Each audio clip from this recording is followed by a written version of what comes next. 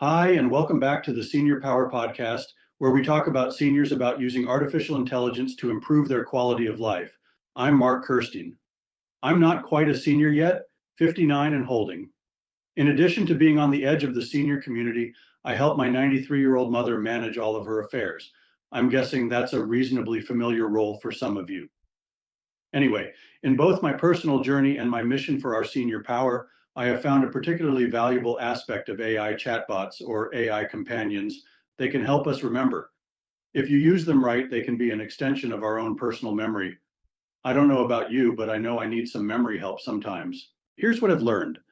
If you keep one chat going per topic, the AI companion actually remembers your conversation and develops context.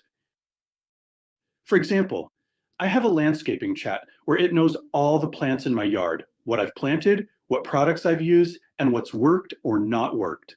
It knows which of my plants are struggling and which are thriving. I can come back a week or a month later and just ask, why was my lantana wilting again? And it remembers the full history. Same goes for my truck. I've got a thread that knows I drive a 2019 F-250, what trailers I've towed, and when I last got my truck serviced. It's like having a memory that listens, organizes, and talks back without me having to dig through sticky notes, my notebook, or old emails.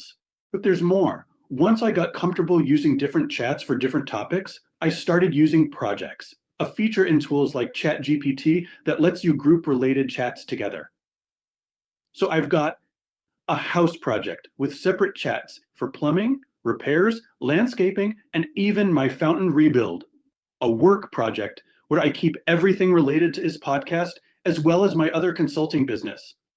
A vacation project where I plan each vacation, including itineraries. This way, I don't have to remember where I stored a conversation. I just go to the right project and it's all there, grouped by theme. With projects, its memory even spans across multiple chats. Why does this matter?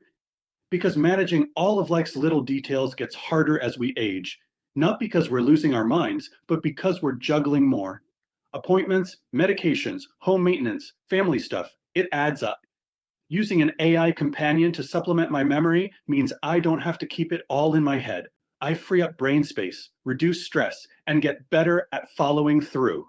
If you want to try this out, here's how to get started. 1. Pick a chatbot. ChatGPT or Gemini both work great.